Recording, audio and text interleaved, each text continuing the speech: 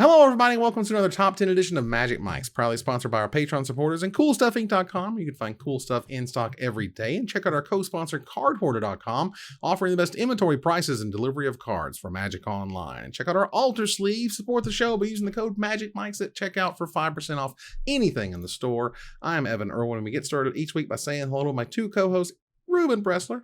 Hi, everybody. What's going on? MTG Nerd Girl. Hey, guys. Hey, we're here. We're talking about things we are thankful for. This is a Thanksgiving-esque, if you're in the U.S., time. Right. And we're here to appreciate what we have and what we, and what could be even better. Yeah. Which is nice. And otherwise, happy Wolfenoot, which is when we're recording this, which is an Australian holiday invented by like an 8-year-old. Okay. So, yeah. I've never heard of that. Happy Wolfenoot. Well, in Australia, they don't celebrate Thanksgiving, obviously. And this tiny baby was like, we should invent a holiday where we're thankful for dogs and wolves. And it became viral like 5 years ago. So now it's Wolfenoot.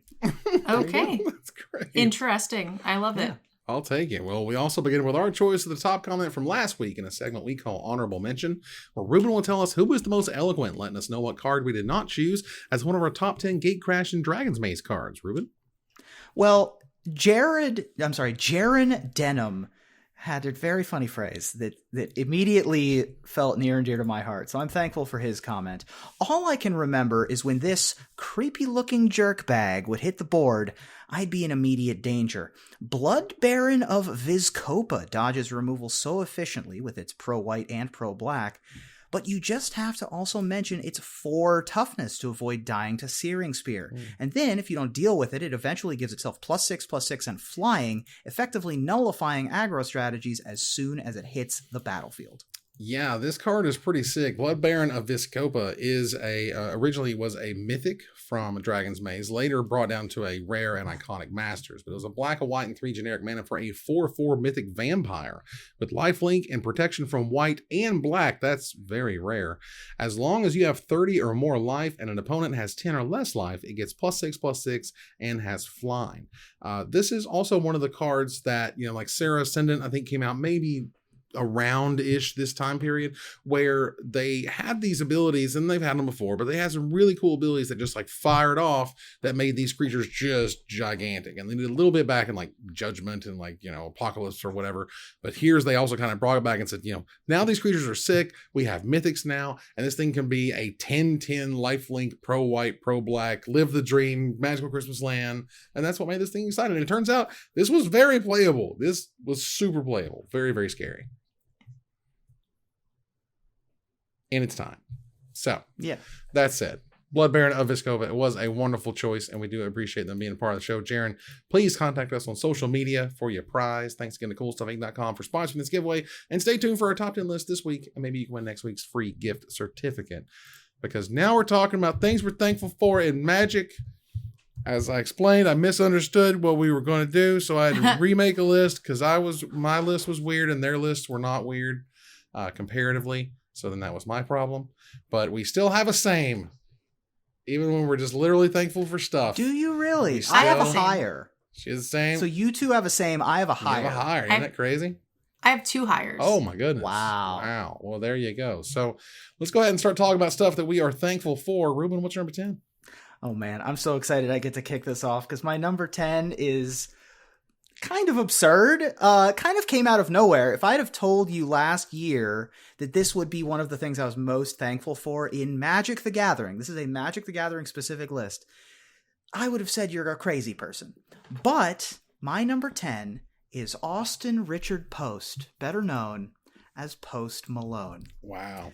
Who has brought more eyeballs to Magic the Gathering as one person than maybe anyone ever. He bought he supposedly, this is still, I don't know if this is confirmed, but I think he's the one that bought the Mint 10 Black Lotus back in like February for $1 billion or whatever. Right. Then he just decides he wants to start making Magic content and goes on game nights and Command Zone and with the professor and is like changing clothes with the professor and I hate your deck and all these big things just because he likes Magic. He just goes to game stores to hang out. And I think that that's great. And oh, by the way, he's a multi-platinum recording artist with, 30 million Instagram followers. So if anyone's going to bring Magic to the masses, I guess it's him. I mean, we're talking about a 26-year-old that has done amazing stuff, not only, in the music industry, regardless of his connections, blah, blah, blah. I don't care. He got there somehow, and it took some talent on his end for sure. And so just to take that to Magic, because Wizards had no part in it. This was one of those things where like Wizards had to have something. They had to talk to their people. Their manager had to talk to so-so. And it's like, no, I'm speaking many people are like, the dude just likes Magic. And that's awesome. They did that with Mr. Beast. They had, I'm sure there was no true love for the game in that situation, but the Post Malone thing and a lot of the sports people that are now doing it, like Hunter Pence and Cassius Marsh, who's also starting to show up on like I Hate Your Deck and things like that. Cassius Marsh opened up his own card store and is doing like his own EDH show now, which he does a lot with other people who are like in the LA-ish area, I think. Mm-hmm. So yeah, there's a little bit further on. Out, but yeah, LA-ish. Right. Yeah, Ruben, you need to get on that, buddy. Listen, my phone is open to anyone who wants to invite me on their content. Same. But yeah, there you go. So we'll see. But the last thing I'll say about Post Malone is he just seems like a nice man. Right? Like a nice dude. He doesn't seem like he's up his own butt. He doesn't seem like he's holier than thou. Right. He's weird. He's certainly, a product of being a celebrity, but he also just seems genuinely nice. Nice. There you go. Nerd Girl, what's number 10? So my number 10 is my one sort of half joke, poke fun at kind of thing, but anytime there is something that's good for the Magic community, anytime that gets a lot of people to stop complaining on social media, I'm all for it. I have to hear a lot less about it. So I am very, very thankful for the rotation of Eldraine away from Standard. Nice. That is probably the best thing to happen to Magic in the last however many months. So that's really good. We no longer have to hear about Stomp, and we don't have to hear about Embercleave anymore. Like, every the 3 great tweets hinge, was something Embercleave, and it was just getting a little old. So I'm glad that that's gone. I like the cards, I like the flavor, but I'm very thankful that it is no longer something we have to deal with on a daily basis. It's weird having lived through so many Magic eras, and I didn't live through all of them. I wasn't even around when Urza's was a thing or whatever. But, to see Affinity like come and crash and burn everything, and to see certain mechanics kind of get out of whack, or certain things kind of just crush again, like the Siege Rhino era had a thing for a while. And even now, the aberration of power in Throne of Eldraine was just so crazy. It was just crazy. And like it kept going a little bit, as you recall, with Agent of Treachery and stuff like that. And Ikoria had the ultimatums, which were also insane. But man, they kind of lost their mind a little bit. This was one of the first real, like, we're doing it for the casual players, constructed be damned, let's go. And woo, it went. And we're juicing everything. Mm-hmm. I will say that when we got Eldraine, I was super thankful for that. Mm. We finally have Camelot. We finally have these fairy tales. Right. Not only that, but they're powerful and they're cool. And adventures are, what is this? This is a wild card frame. And the interactions are cool. And then we had it for a year and a half. I feel like every rotation I'm thankful for. Because you don't want to have things that, the purpose of an ice sculpture isn't to last forever. Right? Good art is supposed to decay a little bit. Right? A comedy special is supposed to get a little bit old. I think that it's good that we wanted it to go away. It was good to have. Especially because, and I understand that Eldraine in particular was a little bit of an aberration, but I think that it's nice that we had its time and then it got old, and now we're happy it's gone. It's fun to play with rocket launchers, but when they come to you after a while and they say, give me your rocket launcher, here's an Uzi, it's still a gun, you'll still go bang bang and have fun. It's just not going to have the big explosions like you did before. And there's good things and bad things about that.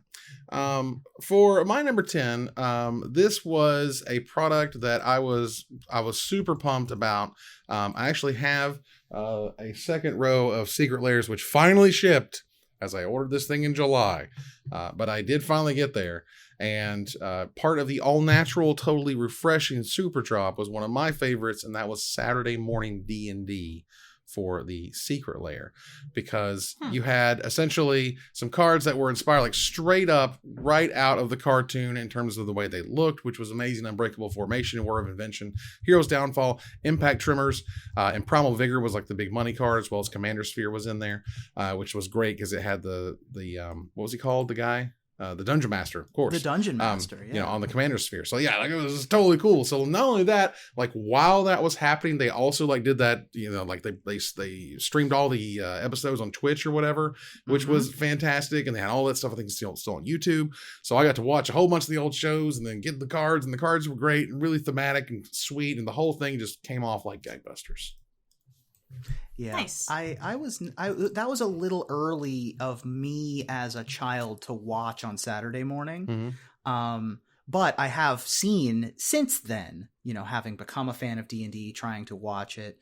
And it is very funny that in the first episode of the Dungeons and Dragons TV show, these first level adventurers who just showed up, they don't fight like a goblin. They don't fight like a bugbear. They fight Tiamat. Five-headed dragon. Hilarious. Yes, they somehow fool the five-headed dragon. Start out with a bang, I guess. But yeah, this product was great, and it hit all of the right nostalgia notes. Yeah. All right, let's move on here to number 9. Nerd Girl, what's number 9? So my number 9 is my same. So that's gonna be me and you, I think. I don't know. This is one of the ones I was a little confused as to where I should put it. But this is what makes it all possible for me as a content creator for what I currently am doing. And that's Arena. Nice. Like, for as much as people who say, Moto's better and offers this and, Arena doesn't have certain formats and the monetization is crazy or whatever. But like the fact of the matter is it still makes Magic so much more accessible for us in our daily lives. You can play a couple of matches. It's not as stressful or intimidating as a client as Moto. So yeah, this is what gives me a job. I love playing on Arena. It's super clean.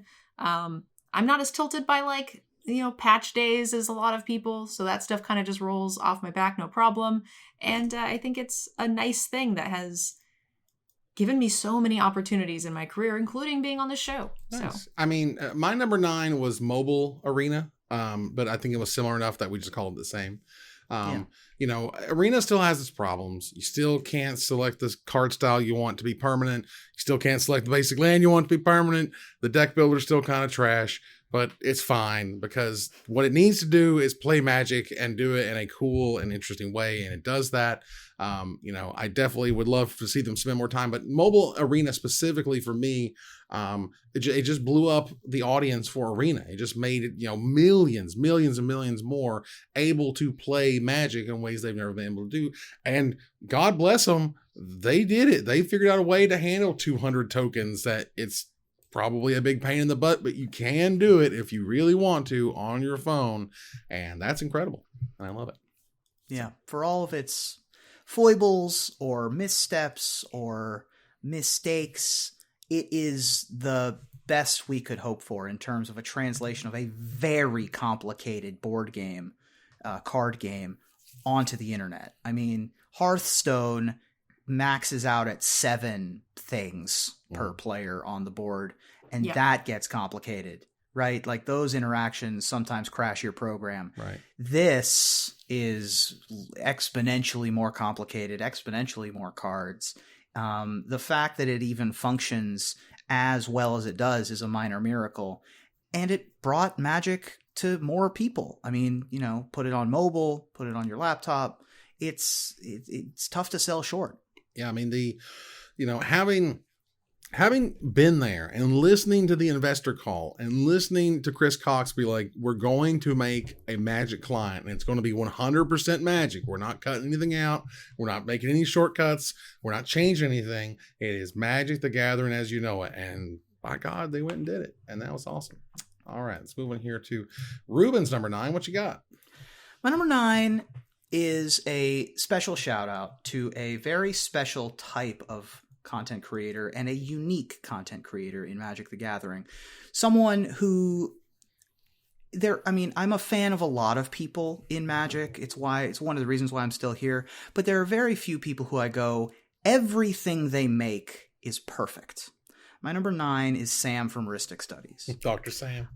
Dr. Sam, that's right. And he took a long time off to go get his doctorate. Yeah. And he only came back 4 or 5 months ago to talk about Kaldheim originally. And then he had a great video on Asmaranda, Martika Diced, and Akuldakar. The Halloween video, which has become a great tradition of Sam's. This year was about Innistrad. Just recently posted a video about a week ago about Odric's Tragedy. Just a great content creator, extremely passionate, extremely meticulous, very good at every portion of the process, and unique in terms of what he makes. I mean, it takes a very long time to make each of these videos. Tons of research, tons of interviews, tons of analysis, editing, all of that stuff. I'm just so thankful that we have him in our little community. Yeah, Nice. I think he, this is, the rising tide type thing. I feel like his work is so much better, or was so much better generally than what most people were making at the time. That wasn't like official, WotC sponsored. WotC paid, many thousands of dollars for it. Just the people who were making stuff. Well, he decided to make stuff and then make some of the best stuff and then just was the best stuff and just stayed the best stuff. And that's awesome to see. And Sam's great. And we're super lucky rather to have him, which is awesome. Let's move here to number 8. Nerd Girl, what's number 8? So my number 8 is actually Ruben just kind of touched on it a little bit, but it's a lot more general. So one of the things that I think makes the Magic community as awesome as it is all of the really cool stuff we have access to. And that is all made by content creators. Whether you are a fan of YouTube, Twitch, podcasts, memes, cosplays, whatever it is, there is so much that you can create here. And even if you're not a creator, there are so many things for you to enjoy. And none of that would be, possible if it wasn't for content creators, many of which do it just for the love of doing it and don't actually get to use it as a job in any way. And I think that's absolutely amazing. And it inspires me every single day that I create content that I get to, work with these people. I would say it's dangerous is not the right word. It's a little weird when you take the thing that you do either for a hobby or something you love or whatever, and you basically monetize it. Yeah. You one way or another, you the patrons or the YouTube's paying you or whoever else is doing it. When the financials come into it, things change, and not always for the better. I've been very unsuccessful about not turning my hobbies into my jobs. LARP so far has stayed out of my pocketbook as a means of making money. It's just a hobby. But historically speaking, I've not been good about not turning my passions into my work. And that's tough. As an artist, you go to work and then you come home and do your passions. Right. If your work is Magic and you come home and your play is Magic, that's hard. That's really difficult on your psyche and on, it wears you down. And these people that are able to put in the work, put in the, the hours of streaming like Nerd Girl, put in the hours of editing like Nerd Girl, put in any amount of the, the social media acumen, the skills, whatever it happens to be, even if you're a deck box artist or an altarist or a cosplayer or any of these other pieces of Magic content creation, I'm super thankful for all that as well. Yeah. And I think that the Magic content creators have really inspired a generation, even if maybe they don't even understand it, of other content creators. I don't think we ever have Disguised Toast, for example, who's one of the biggest content creators on the internet, started out making Hearthstone videos. I don't think we ever have Disguised Toast if we don't have a robust Magic the Gathering content community. Yeah, I've held back on the Counter-Strike. I've been like, you know what? I like the silly Counter-Strike stuff. I'm trying to keep it far away. I can be a fan. I don't have to go in the middle of that. Don't stick my big nose in it. Yammer my own opinion about crap. I can just enjoy it, and I've been trying to do that as well. The Counter-Strike show isn't coming. I could go on about it. Let me tell you. Ruben, what's your number 8? My number 8 it's an interesting thing, really, that I know that every champion loves Magic. Everyone who wins a tournament has to, on some level, love what they're doing. But it's really, and this is no shade to anybody else, but when you see the joy on Yuta Takahashi's face when he wins the world championship, it's tough to, say that there's anything better than that. When he cries out "Yata" in making the top 8, and you see the emotion that he has winning that tournament, especially after his 0-3 start. I was gonna say, he started 0-3, right? Jeez. His trials and tribulations. I mean, this is a guy who's been to several GP top 8s, but this is his first GP wins and a couple of Pro Tour top 8s, but this is his first Pro Tour level win. And it's just inspiring. And after a year of not really any great event moments, to have something that is an all-time event moment happen is special. Yeah, that was fantastic. You really just, and I feel like we're craving that so bad. You know what I mean? Like, this is one of those things that, like, just over time, it's this weird, we're social animals, we're building to this, like, we need this kind of, like, we want to see people succeed, and when they succeed, we want to see them really enjoy it, and, like, give me some emotions, show me something, because we had so many dark days over the past year or 2 years going on. My God, it was a bright light, which was nice to see, and all that. For my number 8, this is the last one of this kind, I promise. I'm not going to kiss Wizard's butt too much over making something that arguably takes away from the local game store. But I will say they did a fantastic job at celebrating Black History Month and raising money for an awesome charity for Black Girls Code with Secret Lair drop series Black is Magic. This was an incredible collection. It had Shalai, Voice of Plenty, Ponder, Cultivate, Kaya, Ghost Assassin, Teferi, Hero of Dominaria, which had an incredible family image on it, which is awesome. Soul Ring and Path of Ancestry. So all of that stuff together for you get it for $40 for non-foil and $50 for the foil, and then I think half the proceeds went to the charity, which was also great. And so bunch of great cards, bunch of awesome value, like fantastic artists were there, which was also great. And the whole project, just start to finish, was terrific for me. Yeah, the art on that was insanely good. I think that was one of the few, I'm not a huge Secret Lair fan. That was one of the few that I thought was really cool. Yeah. The inspirations behind the arts, it was really interesting to read about. And it depicted moments in Black families, particularly, that we don't typically see, either depicted in art or in popular culture. Especially the Teferi Hero of Dominaria art, I think it came out in January, might have just won, it might be my art of the year for any Magic card. I think it's close. And all of them are beautiful. I mean, the kids with the Lotus and the Cultivate, the interesting interpretation of the Soul Ring with the necklace. It's a beautiful collection. Oh yeah, I was just super stoked. I thought it was gorgeous, and again, the value was there. They wanted to make sure the value was there so they could really pump the charity numbers, which I thought was great. So they did a good job there. Yeah. All right, let's go on here to number 7. Nerd Girl, what you got? My first of 2 hires. Ooh, all right, Ruben, what's your number 7? My number 7 is a subset of the Magic the Gathering content creator community who I feel like over the last year, 2 years, have really begun to flex their muscle in terms of how much power they individually wield, how good they are at creating change and making things, and also lifting each other up. So my number 7 is the MTG cosplay community. Ever since Christine Sprankle showed up at Worlds in 2011 as Elspeth Knight Errant, cosplay came to Magic late.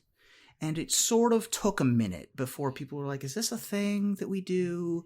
Are we on board with this? And then when it got embraced, it took off like gangbusters. And I think that, especially... the value of having cosplayers at events, having people who are there to take photos of. Yeah. And all you have to do is look last week at MTG Vegas with all of the cosplayers coming out in their wedding attire. All of the hashtags that they come up with together over the years, over the months, they just come up with a different hashtag, hashtag MTG Disney, MTG Booty comes to mind for some reason. I don't know why I would bring that one up, but they come up with these themed costume ideas, right? And they bring everybody in together, and they are able to lift each other up that way, and it's very cool. Yeah.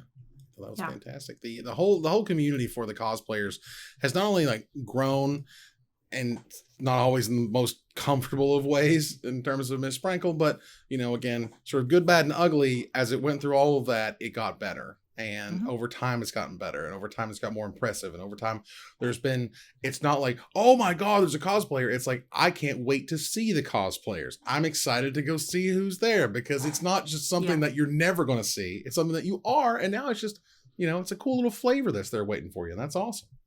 This last weekend at Vegas, they actually had something which I didn't see a ton of before.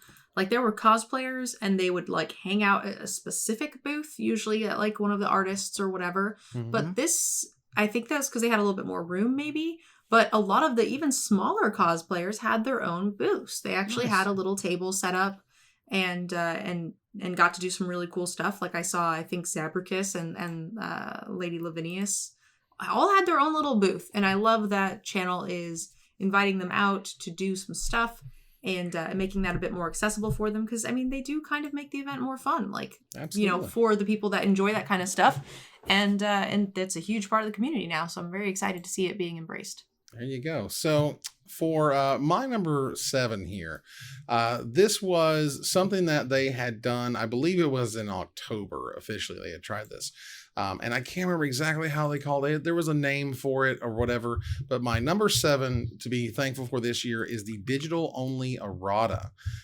They went in and they had a whole event where they changed stuff, like making Oko an actual playable card, making the small Teferi Time Reveler cost 1 more mana, I think was his change. But there was a whole variety of changes that they were implementing only on Arena, only in digital for that time period. I thought it went over great. I really enjoyed the way it kind of felt to play with these cards that were rebalanced in a way. I feel like Wizards has come out and tried to explain as politely and nicely and slowly as possible to little Timmy that what happens to doggies when they get, something happens to them or whatever.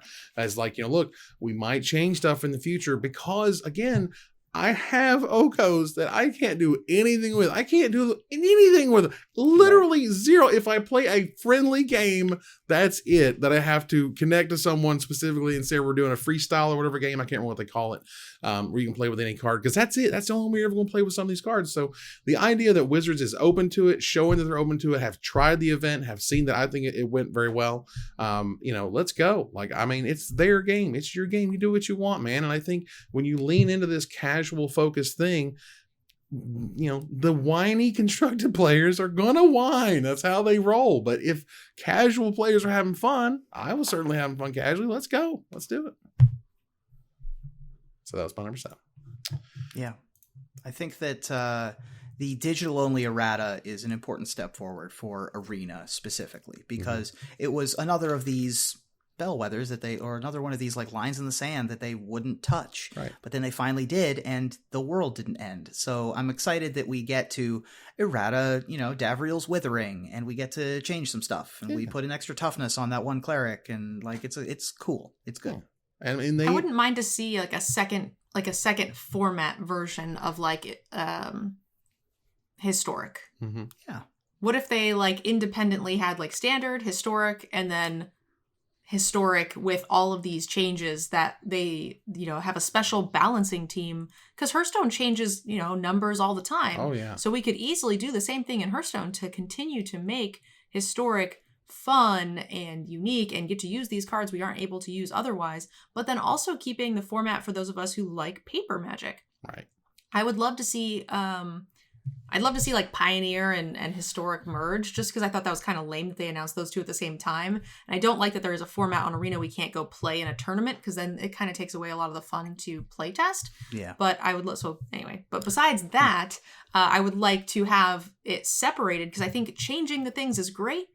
Making these cards that we like playable and not busted or trash. But also giving the people who want to be able to practice a more competitive format for live competitive play also have an avenue for that. Yeah, if there was one thing that, the end of the world certainly killed off pretty solidly, it was Pioneer. The Pioneer decks came out a few months ago with the most resounding thud of sadness, aka that sound you hear was us breaking all of them open for singles.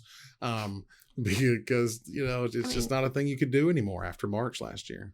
It was announced 2 months before COVID hit, so nobody had a chance to play it. Right. So nobody fell in love with it. Maybe after the pandemic it might come back, because it's kind of like Modern Light. It's going to be cheaper to get into. It's going to be very close to Historic, which is what people are used to playing the whole, last 2 years in the pandemic. Right. So I think it has the potential to take off. It just needs non-COVID opportunity to do so. All right, let's move into number 6. Ruben, what's number 6? My number 6 is some thank yous, some specific thankful fors for some hidden members of our show here. Ooh. My number 6 is Carrie, Rich, Chris, and Joe. Nice. The people who make this show work. And I'll toss Ray in there too. Ray also is why the show is pretty. Carrie does a ton of work, not only checking our top 10 lists and doing all of the things like that, but also making sure Evan is mentally okay by living in his house. Rich, hey Rich, good to see you. This one's for you, buddy. Rich Castle is one of the best. He's a content creator in and of himself, right, but also edits our top 10s, does a ton of work with voiceover for me and a bunch of getting everybody organized. Chris Millard edits our live show in the middle of the night after we're done. It's wild how excited he is to get our files. And of course, Joe in the Discord compiling our weekly roundup. I don't know where we would be without them. So I'm thankful for you guys. Yeah, no joke. This show does not just randomly happen. It takes a village at this point, and we certainly appreciate all those who help make it happen on the other side of the sort of the camera and the microphone, as it were. Yeah. All right, Nerd Girl, what's number 6? My last of 2 hires. Oh, 2 hires in a row. All right, well, that's cool. My number 6 is, and this is one of those things that I understand it didn't kind of catch a hire, but I totally understand it, and it's a little bit different. My number 6 was specifically powering down standard. I'm thankful for that. Now, something always has to be the best. We know, Lord knows I'm used to that. I get it. There's going to be something stupid that you're not liking that everybody's playing. It's the 4-drop Gideon. It's Siege Rhino. It's just pick a poison. It's the red deck that you don't like. It's Embercleave. But regardless, the idea that we have begun slowly powering down standard where, it's cool to play with the rocket launchers, but let's get back to just have a little bit more interesting of choices. I like powerful things, but also like when things are just reined in a little bit, and you can really feel that when lessons become the best thing, right? When the 7-mana time walk becomes the best thing, like a 7-mana time walk in which you are now provided many options to disrupt. The white deck is basically the best deck in the format, so it's a bunch of weenies who are smashing in the red zone. So that to me is cool. We're not dying to weird ultimatums. Vault Trickery isn't messing anything up or whatever. It's cool, and I feel like it's just going to get better as we finally get through, rotating some of these old busted things out of standard, which could be 7-mana time walks. I mean, depending on how you look at it. Sure. I mean, In my opinion, standard Magic is at its best when the best card in Standard is a 5-mana creature. It's always at its best when Thragtusk is the best, when Archangel Avacyn is the best, when Goldspan Dragon is the best. I think that interactive, combat-based Magic is where we want to be, and that's kind of where we're headed back to. I mean, we've got vampires and werewolves, right? We're trying to make... Creatures have been getting better, but it's also been tempered by, adventures and cycling and weird combos. And especially for Standard, you want it to be creature-based. You want creature math. And I feel like we're getting there. We're getting closer. Yeah, I always like, post-rotation, everything for me, I like constructed much better for the first half after we get a rotation. The second half gets a little too crazy for me personally because I like things to be super low power. I like to be scrapping over half a piece of cardboard of card advantage. And those are the games I truly enjoy. And that's a little bit more what we're doing now when we see like lessons and things being a lot more relevant. So I like that a ton. I think that the lower power is definitely where I want to be. And that's part of what keeps me out of more Eternal formats. Yeah, I like, I like and I appreciate sort of the vintage cubes, right, of the world. And when you play very powerful sets like War of the Spark or Ikoria, you draft those sets, you're like, oh my God, we are playing with incredibly powerful stuff. And there's nothing wrong with that. And there's a thrill to that. And there's also kind of a fatigue in that where you're just like, I'm really tired of losing to this combo in Limited. I'm really tired of losing to Death Touch and that stupid Parrot and Ikoria. Oh my God, I would get wrecked by that like constantly. 17 Merfolk Secret Keepers. Exactly. Why are you doing this to me? What happened? Were you not hugged enough? That stuff. But still, it's cool. It's fun. I like powering down Standard, and they've done a pretty good job at that so far. Let's move on here to number 5. Now, Nerd Girl, what is your number 5? So I do have a number 5, and I actually got to do it last weekend, and that is the return of Paper Magic. Yay! I'm thankful that, I know we had some COVID stuff going on. I'm hoping that does not get any worse. But with, vaccination numbers getting up to 80%, with us getting our booster shots, and stores starting to open up again, I am thankful for the return of Paper Magic and all of the LGSs that are keeping it alive. For sure. It was, yes, man, there was, it's things, not everything's in the rear view, but a lot is in the rear view. And, when those first couple months, turned into the 6 months, turned into the 8, turned into the 10 to the 12. And it was just like, people were getting stuff to pick up, out by the curb, and people were having to call to come into the store to get their stuff so they could leave for the next person to come in. I mean, back when the early days, when you didn't know how in the world it was like transmitted and how you could get it and what you're supposed to do and what you're not supposed to do. And a bunch of stores just went straight under because not all of them can survive this. I mean, hell, we had to close, Cool Stuff had to close a location because that's the business wasn't there. And it's just, sometimes it happens, Support your friendly local game stores. Mm-hmm. They are the lifeblood of Magic, whether Magic knows it or not. That's all I'll say that. Whether they take it for granted or not. Sure. Right. Someday I'll go back to an F&M. Mm-hmm. I don't know when. It is probably sooner than the last F&M that I went to. Right. Which makes me happy.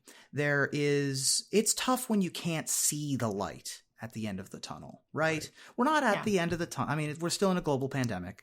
But in the United States, thankfully, because we are blessed with healthcare companies that can produce the vaccine and give it to people and get these booster shots, and we have a mostly knowledgeable citizenry who is willing to do the things that it takes to slow the spread.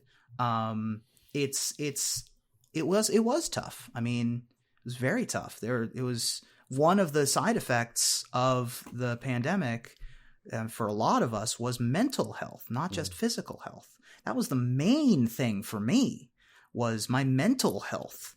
And so part of that is getting back to our comfort food.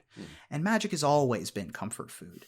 And live Magic, in particular, the feel of the cards in your hands, the signing up on the sheet, the hearing the judge announce things, all of those little tactile things are so important.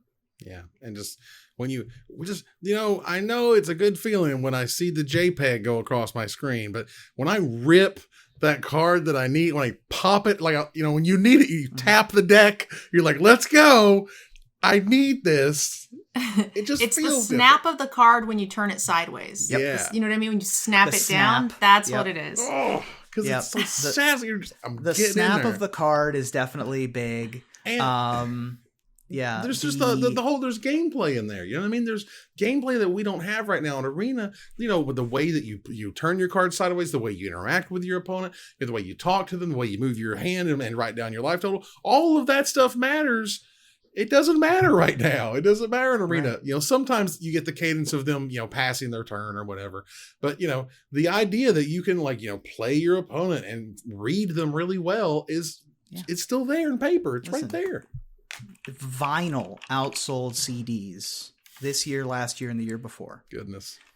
For the first time in a long time, because of that tactile sensation. We want vinyl. That's why we're playing Magic and not playing, Fortnite or whatever. Yeah. We want that interhuman. And it was something I was talking about was, and I've seen this now 3 times. I've seen it at Gen Con, I've seen it at Origins, I've seen it at Vegas. Everyone is just so dying to get back to normal. Everyone wants to buy and sell cards. Everyone wants to sit down and draft. Everyone wants to play their constructed deck. They're dying to. So these events have a lower attendance than you would expect back in the day. But it doesn't matter because everyone's so excited to do it. So people are buying basically twice as much, selling twice as much. This has happened over and over again. It's not going to last forever, but this is the first sort of satiation of we can finally go do a thing, and I don't feel 1,000% afraid all the time, which is awesome. So, all right, let's go on to Ruben's number 5. What you got? My number 5 makes me feel like there's hope. Makes me feel like there's someone out there who understands. There's a barren wasteland of programs thrown to the wayside, mostly bedraggled, unusable garbage. And then there's a shining beacon in the middle of the road that is SCRYFALL. And nothing brings me more hope and joy than a functional Magic the Gathering card search engine. I might cry. SCRYFALL is my number 5. Oh man, it's so much better than everything else. I can't express how important SCRYFALL is, especially for these top 10 lists. But in general, I mean SCRYFALL is such a lifesaver. Gather around, children. Back in the day, gatherer around, because back in the day, way back in the day, Wizards didn't like high-res images. Just absolutely hated them. If you go see Gather today, that's the same as in 2000, 2005 or whatever they had. Those dimensions have not changed. So what happened was there was a high-res Magic card project that would try to scan the cards at 300 DPI. This is basically print ready or print good enough for print files. And this is because people were using them in various ways. Sometimes it's like backgrounds, or sometimes just because they wanted nice card images. And for me, I wanted nice card images to use for the videos that I was making. But Wizards was trying to go in there and shut it down all the time. And so those images eventually got moved onto a website called magiccards.info. And magiccards.info slowly yet surely turned into the best Magic card database you could find. And then one day, magiccards.info was later morphed into SCRYFALL, and we have it as we know it today. So I will then mention that not only obviously we're very grateful for an amazing database, I would be grateful if Wizards would just make it the official one. It's okay. No one at Wizards likes Gatherer. I assure you, I've spoken to enough people who've worked at Wizards. They hate that stupid thing. They don't like working on it. It's a pain in the butt. It's technology from the early 2000s. And if you could just say, hey, SCRYFALL, you do it, I can imagine they would. I don't know. That conversation hasn't happened. Something weird. There's prices on SCRYFALL. They don't like that stuff. There's a host of reasons why they kind of still put up with Gatherer, and we still have to put up with Gatherer. But is what it is. Yeah, no, that's having access to those sorts of tools is really important. Especially as a content creator, or like,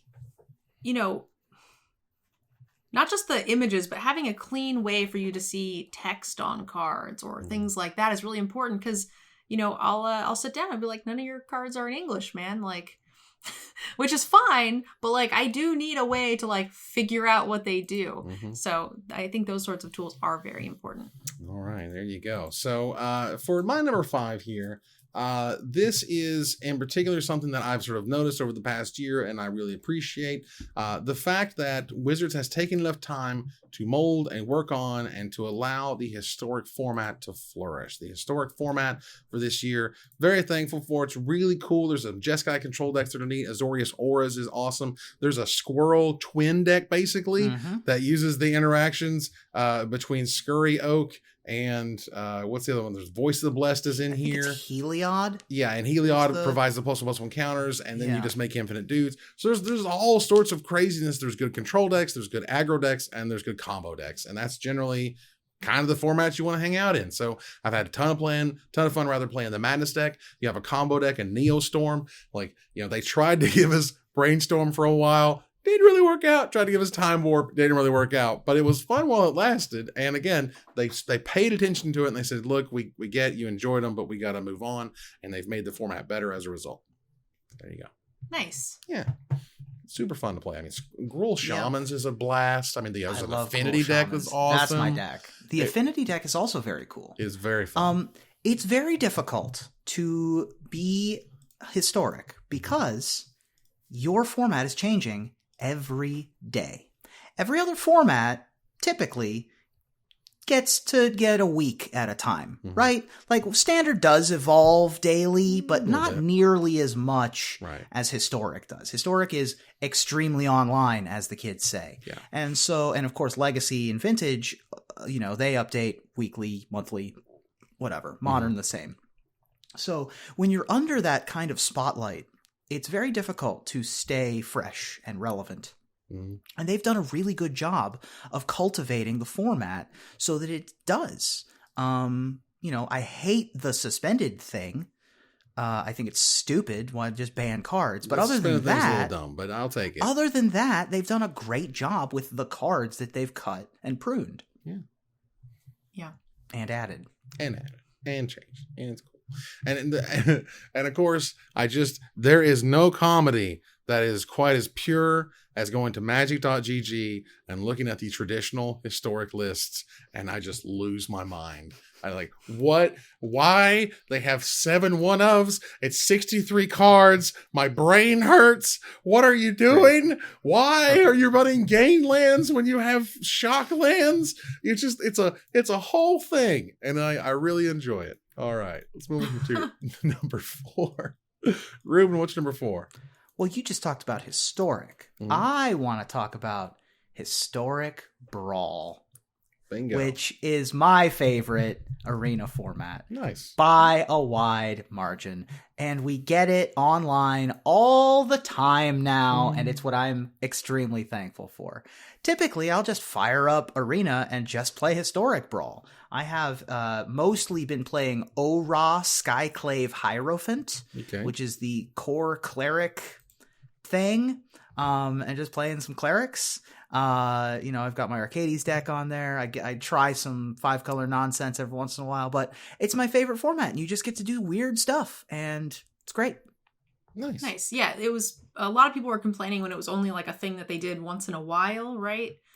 So it was definitely, I think, a very strong move to put that on full time. Very smart move. So I'm glad it's there. I get deck submissions for it from time to time, so I know it's pretty popular.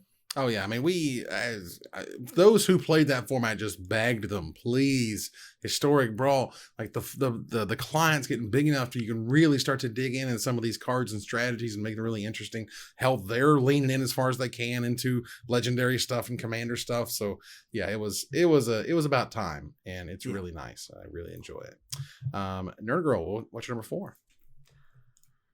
So my number 4 is a thing that I think the Magic community needs more of, and that is ways for people to interact, for us to get a lot of creators together under the same roof to collaborate and do things, to get the community involved, all of that sort of stuff. And that is actually the MTG CCA Awards hosted by a strategist. Nice. Yeah. I a little biased. I won a thing this year, so that helped. But even the year before, I was one of the announcers, and I got to work with Pixie Kitten, and we did like this rock paper scissors fun thing and announcements. And then whoever won got to open the envelopes. We both had matching envelopes. So it was just like a really cool thing. And I know this year, one of my DGen streamers was the main announcer, Power Dragon. Nice. And he's absolutely awesome. So just getting to watch that and getting to cheer on all my friends was huge. And even if it's not for creators, even if it's for cards or for whatever, I would love to see more of those sort of things happening in the Magic community. But I got this thing. I'm going to put it backwards because I think my camera's mirrored. Does that? Yeah. I got a cool award. You want to flip it around, but yeah. It's mirrored for you. It's mirrored for you, and it looks correct. Nice. That's awesome. My camera, I usually on my stream, I have it mirrored even more. So that's why I was confused which one. But yeah, it's nice. So cute. Yeah, that's awesome. Yeah, and when we had this podcast as one previously, which is great too. Right. Do you have our award somewhere? Well, that was the thing I believe I discussed at one point, which is I had a whole box of stuff from my office that has disappeared. And I believe, and trust me, there's not only was that, there was like playmats that I had gotten that were very, personal to me at the time, and a whole bunch of stuff that made me really upset. So I'm very unfortunate and unhappy about that. MTG Strategist, it does happen to be hanging out in the chat, which we certainly very, very much appreciate. And I am very sorry I wasn't able to get you that video that we had discussed on email. That's just an official apology. I screwed it up, and I'm sorry. But yeah, I agree that, award shows, the purpose of an award show is to bring the community together. Right. In friendly competition. And we don't have stuff like that in most gaming. I mean, there's like the Game Awards, which is kind of that. They're trying. There isn't subculture specific stuff. There's nothing like it in D&D, for example. Right. And yeah, I think it's an awesome step for a content creator to make that choice and make that content. You have to be careful when you're doing this type of thing, because there are going to be hurt feelings, and there are going to be people who are sort of resentful, and why was so and so left out, why was I left out, why did they win and not so and so win, because such and stuff is clearly the better, yada yada. Like all of that stuff can come into it. It's similar when you run a content site, like for example, like Cool Stuff Inc. We have amazing creators that I would love to give out like a CSI Creators Award or something, but it's probably going to do worse than it's going to do good. Sure, it's going to make people pissed off, then it's going to make people really feel good about what they worked hard to do. And obviously I want the latter, not the former, but that's not how human nature works. So that's unfortunate. But again, this is terrific, and he handles it in a very terrific way. For my number 4 here, mine in particular, like my whole like kind of top 4, it's a little more generic, a little more broad, and yeah, it kind of covers a lot of stuff, and it's a little much. All right, but that's okay. For my number 4 was just the community. I really appreciated the community this year. There wasn't as much ugly, I feel like, as there was good. People were trying to push positivity and trying to like make things happen. Like the people who tried to make content happen, and even these crazy times and flying places and driving places and trying to make collaborations happen. It's been tough. It's been hard, but I have certainly appreciated it over the year. Yeah, definitely. The community has, especially like over social media, through like co-oping, not just creators, but I'm seeing a ton of people in the Discord wanting to get together and do like EDH, more socially through whatever that client is. Whatever, I always forget. I've only used it once. But you get to actually just play paper Magic, right? And it puts your 4 video feeds together, which is pretty neat. Yeah. And for creators and just community members, like everybody's really kind of banded together, which I think is great. Yeah, it's been nice. Yeah, we've been touch starved, and it's nice that we want to embrace strangers still, even after 2 years away. It's nice that even in a subculture that often can be acerbic or mean or aloof, we can still appreciate that we're all human. And that, hey, it's going to be nice when we can all get back out of the house and be mad at each other in person, right? And that feels good. Yeah, I need to tear down someone else's play right across from someone else. I need to explain that luck sack just ripped like a champion. My deck crapped all over itself. That you got to get that out, right? You gotta exercise those demons. And I think that we've been really understanding. I mean, there hasn't been as much Twitter drama this year. There just hasn't.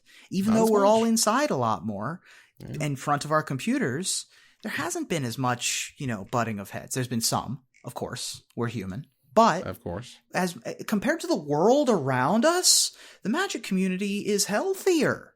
Yeah. I mean, compare like the community's there because, like I said, I dabble in the Counter-Strike world, and I'm telling you, whew, it's a lot over there. It's a lot, and the scrutiny and the way people go after each other and the way this is one of those things, they try to tell pros, do not read the threads about you. If you are not the best player in the world, they will just destroy people. And you just don't see that in Magic. And I'm telling you, I know because I've seen the contrast, and they're happy for, the world champion in ways that they're not pissed off that the 8th player didn't do so-and-so on turn such and such. We still have some work to do, particularly when we are talking about not white dudes. Fair. But, I think that we at least have taken a step and sort of had a moment to look in the mirror. And some of us, many, but in general, feels slightly better. Yeah, I did appreciate this year. So let's move on here to number 3. Ruben, what's number 3? I love Magic the Gathering. I also love Dungeons and Dragons. I love chocolate and I love peanut butter. And this year we've gotten to have our chocolate in our peanut butter and our peanut butter in our chocolate. My number 3 is crossovers between Magic the Gathering and Dungeons and Dragons. We touched on the Secret Lair earlier with the Saturday morning D&D, but also we got Adventures in the Forgotten Realms, which was a huge moment in time of D&D crossing back over into Magic. And of course, we have Strixhaven. We have the curriculum of Strixhaven as a setting to adventure in, and we also have Theros and Ravnica from a couple years past. But the true crossing of all the streams, the embracing of both IPs together, I'm very thankful for that. This was the first year where they really Warhammer 40K. Lord of the Rings, we're doing Fortnite Secret Lairs. This was the Fortnite Secret Lair year. So, they're doing something for League of Legends. They're doing something for Runeterra. What? I wouldn't believe that. Right. I would have believed we'd already be in Marvel territory before I felt like we would be in doing stuff for, Riot Games or whatever. But here we are. The Riot Games one is surprising, given that it's a competitor. But once I saw Walking Dead kind of jump out of there, I was like, okay, we are going to get some really weird, funky stuff. And we definitely have. But yeah, the competitor thing was a bit strange. I'm kind of glad to see it. It's kind of neat. I called Fortnite in less than 5 years, and it took them less than 1. 5 months. Yeah. Yeah. But I'm just so glad that the 2 biggest IPs that Wizards of the Coast has are finally able to talk to each other. The 2 floors in Renton are get to interact, and that makes me happy.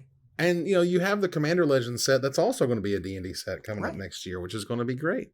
The D&D set went amazing. It sold incredibly, incredibly well for being something you would describe as in place of a core set. Something that was 100% not powered to the moon. This wasn't Eldraine levels of power. It was everyone was pumped because it was D&D and Magic coming together. You're venturing in the dungeons. There's a bunch of cool legends you've only read about, and it was a lot of fun to play. And that's those 3 magical things just linked right together. Some people didn't like it for any of the formats, limited or constructed, but I really liked the D&D set. I didn't mind the die rolling. I thought that it was just quirky enough to where it was fun and not broken. I'm really glad that the die rolling wasn't fail, pass or whatever, Right. fail bomb. Right. It was more just like fine plus, which was good. Like, I like they that. knew better than to make a spell that says like deal 1 damage, or if you do a high enough roll, destroy that creature. Like, Right. Yes. you don't need something that wide of a swing. I think something like you dealt 3, or you dealt like 3 and something to their face or something. Right. Yeah. If want- every card was secret chest, it would have been a disaster. If every Yes. card had a natural 20 and a natural 1, it would have been horrendous. But Yes. they didn't. They restrained themselves, and they did a good job with it. Yeah, they really did. And I think you can see how, just like they learned lessons when they made additional morph sets, they didn't need to even make additional, sets here. They knew from the start how to handle dice rolling. And I thought they did a fantastic job at it. Agreed. All right. We'll move on here to Nerd Girls number 3. What you got? So my number 3, we touched on a little bit when we talked about paper magic coming back, but I think this is a very important thing, and I wanted to give it a spot in my top 3 because I think it is one of the most important things and the thing I am the most grateful for. And that is the idea that most of my local card stores are still around. I did a lot to try to support them and buy things, locally, or, just even online, but knowing it's from a store, right? From a brick and mortar. But I'm glad that we're going to have a place to play. And I know some of the hardships that they've been going through because I have friends who own card stores, and I'm just like, on a friendly basis with a lot of card store owners. So like some of them are really behind. Some of them had trouble getting product. Some of them, don't have the resources to sell online. So it's just like a really tough spot. And they've managed to Keep make lights it on. work and go through the hard stuff, and I'm really excited. Yeah. I'll shout out a couple of my friendly local game stores that I've visited over the years. Emerald Knights in Los Angeles, California. Played Dark there. Side Games in Las Vegas, Nevada, right near the South Point Casino. And Comic Town Morse Road in Columbus, Ohio was where I went growing up, and it's still here. Ryan is still running the place 20 years later. It's amazing. Wow. I'm excited that some, not all, some of these stores have survived. Yeah. Sure. I mean, so my little game stores, Cool Stuff Games Maitland, Cool Stuff Games South Orlando, Cool Stuff Games Jacksonville. Okay. All right, buddy. But no, There's nothing in Murfreesboro, Tennessee for you? None in Murfreesboro or Tazewell. There used to be a card shop used to hang out in Tazewell. I can't remember what the name was. It was super generic. It was like somebody's sports cards or something. Right. But yeah, the free local game stores have, stuck in there. They've held on, and more power to them. That's great. For my number 3 here, I'm thankful for the fact that Wizards is, I think correctly, focusing on casual Magic. Wizards this year, I think officially, the throne was one thing, but like the fact that they now have a sort of, casual play design they were talking about at this point, literally having a group of people whose job it is to make sure that casual play is as fun and interesting as it can be. And I think you just see those last 2 sets. You see Midnight Hunt and Crimson Vow. There's a lot more casual friendly cards in there than there are the spiky constructed, most efficient mana ever for this ability crap or whatever, versus like, oh, that's a cool legend that I could build around, or oh, that's a really sweet card for the dragon deck or something. But Wizards, they don't call them standard sets. They call them premier sets. And you have Commander now, every single set, Commander decks with every single set release, which I also think is correct. And, just leaning in has done nothing but good things for Wizards. Yeah, I think casual play is, where Wizards makes its money. It's what's keeping the rest of the game alive, kind of, carrying the front load of the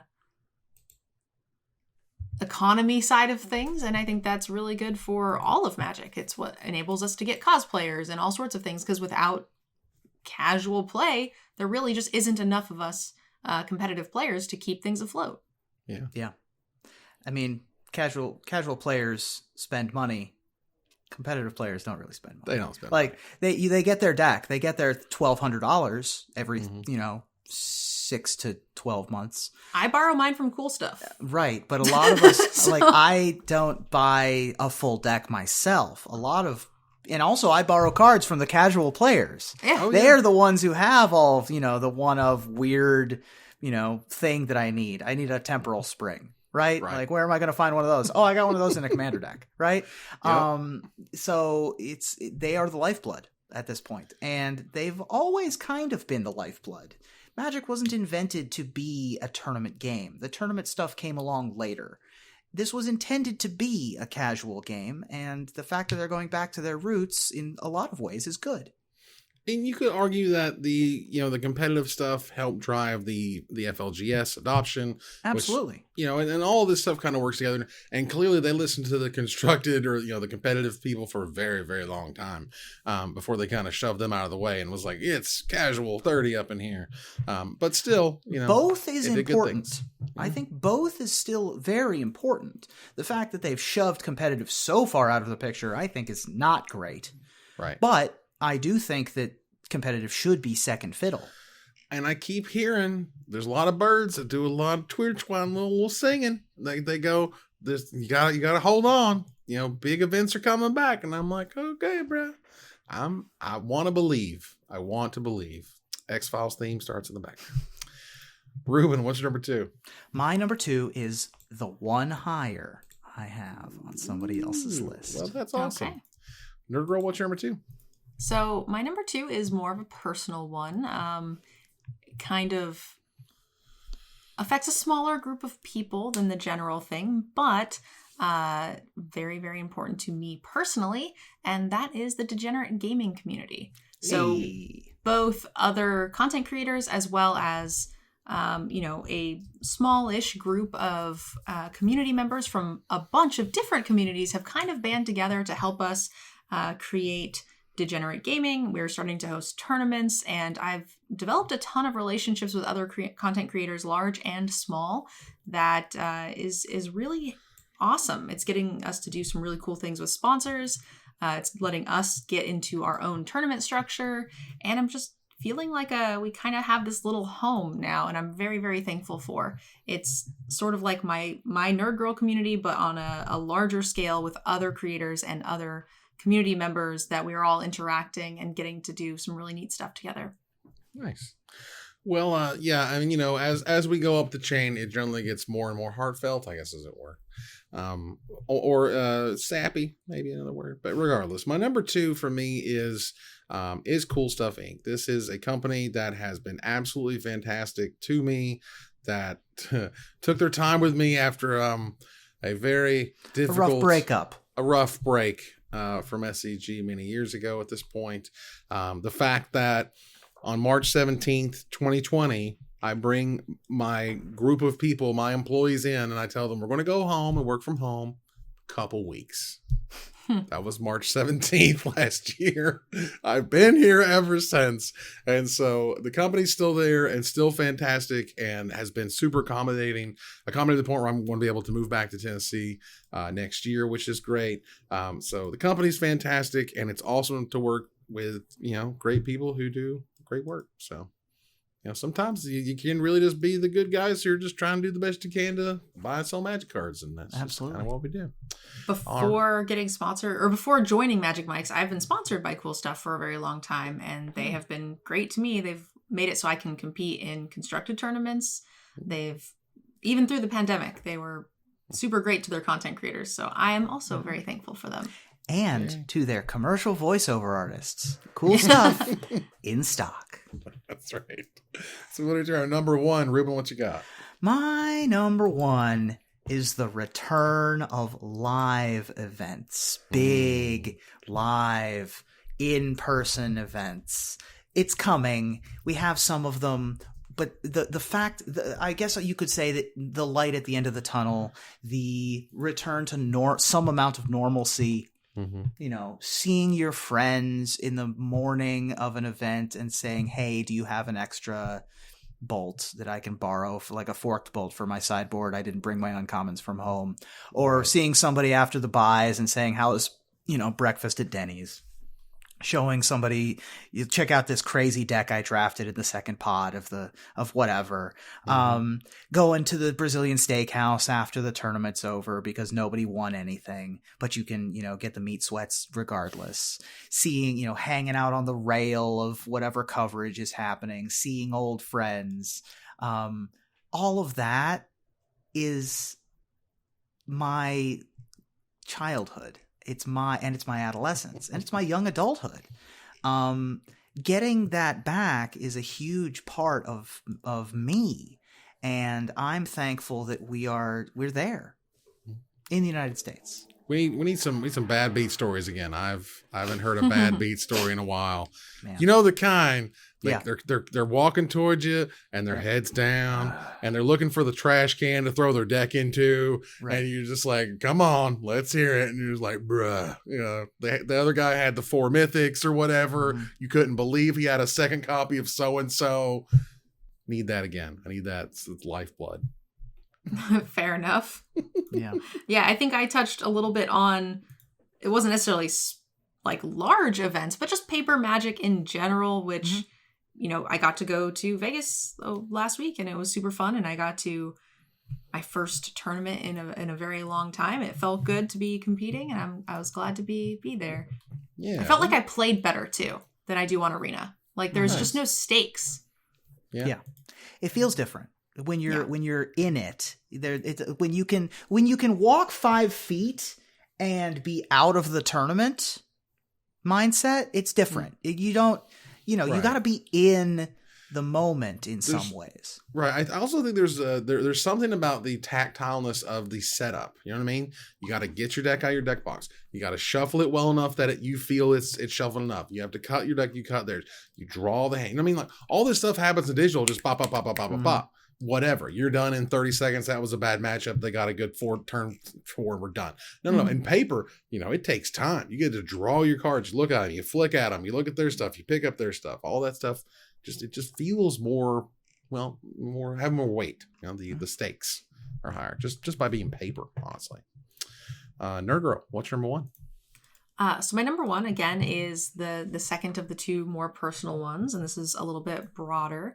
And that is the Nerd Girl community. I mean, the reason I got to be on this show, the reason I get to be a content creator is because of the people that I get to interact with every day in my channel on Twitch, YouTube, and Discord. Without the moderators that make it possible, I still don't know how to make a command in my channel. Like I could go onto the website and do it through the website application thingy, but the hash / whatever, add a thing. I don't know how to do any of that. Some of my moderators are here right now in the live chat, and I couldn't be more grateful to have them because I literally don't think I could do 10% of what I do if it wasn't for them helping pick up some of the slack, creating some of that stuff. And also, my community raised $23,000 for Extra Life this past week. So, there is so much that we can do as a community, and I'm so thankful for them. That's great. And it's one of those things that you worked very hard for. That didn't show up overnight. You know what I mean? That takes one person at a time.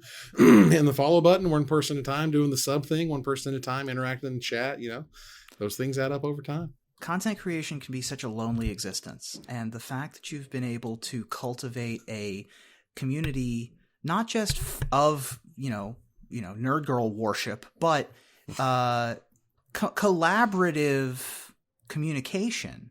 That's a wonderful thing to be thankful for. Yeah, absolutely. Terrific. So for my number 1, if we're going to get hokey, we gotta go full hoke. And my number 1 would be my terrific co-hosts. Obviously Aaron's not here anymore, but my co-hosts are wonderful. You guys are great. I mean, you give me reasons to stay on straights and narrows so that I'm here on the days we need to be here, so we can make the shows we need to make. And the show wouldn't be here if you guys weren't here. So I appreciate that. I started this because, this whole show, because I kept sort of getting into my head over making new content by myself. And so I said, well, if I can talk about the things I want to talk about and have them be here so that I can depend on you guys can depend on me, and it can help motivate me. And we've been here 6 years or whatever. So let's keep on rocking. Yeah. This was my, go ahead. Sorry. Nope, you're up. I think I have Magic Mike's on my list as well. So I think that might be the higher. Mm-hmm. I'm guessing. I think so. Yes. Yeah. My higher this is my number 2. Nice. Okay. This is my number 6. is that like getting to be on the show and work with you guys. I've known you guys for so long. Before this, previously I've hung out with Ruben before, and Evan, I've been working with you with the cool stuff things for a while now. So this is awesome. Like I love the news side of things, getting to hear your guys' opinions on what's going on in the Magic community a ton, and getting to be involved in that. So definitely. Yeah. I wrote my number 2 as my co-hosts, parentheses, all 3 of them. So I want to talk briefly about all 3 of my co-hosts. And I'll start with Aaron. Mm-hmm. I don't think Aaron Campbell watches the show anymore, but I am very thankful for the many years of friendship and collaboration that we had together. Her willingness to go out on a limb and be passionate about subjects is something that I always found admirable. And I'm also proud of her for deciding to take her own mental health and stability more seriously than probably I would. And taking a step back and deciding, you know what, I don't need this pain and anguish, and taking care of herself. I hope if she watches this show that she understands that we still love and appreciate her. I'll talk about Evan next. There are very few people who believe in Ruben Bressler and are willing to put money behind it. I can count them on one hand, and 2 of them are my parents, and one of them is Evan. And there has been no greater champion for the brand of ridiculousness that I provide than Evan. And it's possible that I don't make Magic content in 2021 if Evan doesn't believe in me in 2009. When did we start working together? Whatever. Like I don't know. Maybe like 2007. It might have been earlier than this. It was a long time ago. And, I've talked to you twice a week now for 6 years. That's like more than I talk to my parents. It's a long time. It's true. And it's been through tough times, and it's a friendship and a collaboration on a business side of things that I'm extremely thankful for. Nice. Nerd Girl. We are newer co-workers, but we've known each other for a very long time. And the fact that I get to work with you is such a treat. Because even when we hung out the first time, I remember we hung out in Vegas and we went and played poker, and I was terrified because, you're kind of I don't know if you know this, but you're kind of an intimidating presence to me. Because in general, I'm intimidated by people who are like competent and like know what they're doing, and you're like the platonic ideal of knowing how things work.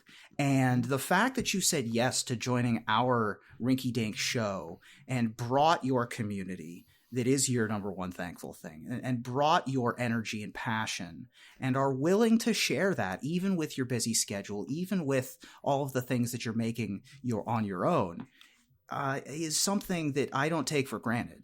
And the fact that you stepped into a hole where we could have folded, like this show, I didn't think that we could fill an Aaron-shaped hole. I didn't think it was possible. And you've not only filled it, but you've made it your own. And that's very difficult to do.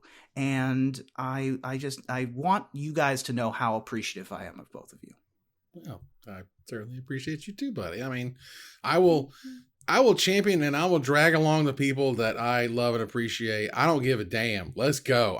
Ruben, come on. Let's go. I'm not going to let him not be awesome. That's what he does. I've been grabbing Evan's coattails for a decade. So. I don't give a shit. He's going to stay there because that's my boy, and I'm there with Ruben and Chris. There's certain people. I'm just taking them with me. I don't care. I don't have a lot of friends in this world. I do what I can. You guys are great. I do get to talk to you guys twice a week, which is awesome. And whew, it's been a lot. And it's there was something you said earlier was, that content creation can be kind of lonely. It's weird how true that can be sometimes. This occurred to me many years ago at events, when there were huge events and there were 3,000 people in the room, and I felt like I was alone Mhm. sometimes in a room of thousands of people, many hundreds of whom knew who I was. Yep. But that doesn't mean they know who you are. They want to hang Right. out with you. They want to go to the dinner. They want or if they even feel like it's their place to invite you to places. And then Exactly. that's cool and all, but that also means you never get the invite, so you never get to go. And and you don't necessarily want to invite yourself to other people's stuff because that feels kind of weird too. So, it's strange sometimes. So it's nice that, I can have a nice sort of rock that I can come to every couple times a week and be like, look, you guys are here and there and you understand what I'm going through, what I'm standing, we're talking about. And Nerd Girl, again, as Ruben mentioned, like, oh God, what do we do? And I'm like, I would love to, what do you think about Nerd Girl? And then I think Ruben was like, you really think she would? Yeah. My reaction was, why would she join our show? I mean, if you can get her, great. Like, that's the perfect. I was like, I think she's great. I think it would be incredible. You really think so? We're just two nerds here. We're hanging out. Right. Anyway, now we're three. There we go. That's right. Perfect. Well, now I'm all getting all overclamped. You guys are great. All teary-eyed. And That's right. yeah, so that's a good way to wrap up a very thankful show now, isn't it? Whew. All right, that was our top 10 thankful and MTG list. You'll see them on screen right now for your review. Take a look at my list, Nerd Girl's list, Ruben's top 10, and we want to hear from you about what thing we did not talk about. And we'll select our favorite to win a $50 gift certificate to CoolStuffInc.com. But before we go, I want to thank my co-host. Thank you, Nerd Girl. Thanks for having me. Thank you, Ruben. Thanks, Evan. And thank you for watching, fans of the show, and sticking with us for 6+ years. Yeah, you're great, and we appreciate you. As we move to our final slide, I want to thank our sponsor, CoolStuffInc.com, our co-sponsors, CardHoarder.com and UltraSleeves.com, my co-host, MTG Nerd Girl and Ruben Bressler. You guys for watching or listening. I hope you support us at Patreon.com/MagicMikes. Follow, like, tweet, favorite, share, subscribe to everything social that tells people we exist. Catch us online at Twitch.tv at Magic Mikes, on Twitter at Magic Mikes Cast, our Magic Mikes subreddit, and like the Magic Mikes page on Facebook. Or join us here next week, same time, same place, for another episode of Magic Mikes. Good night, everybody.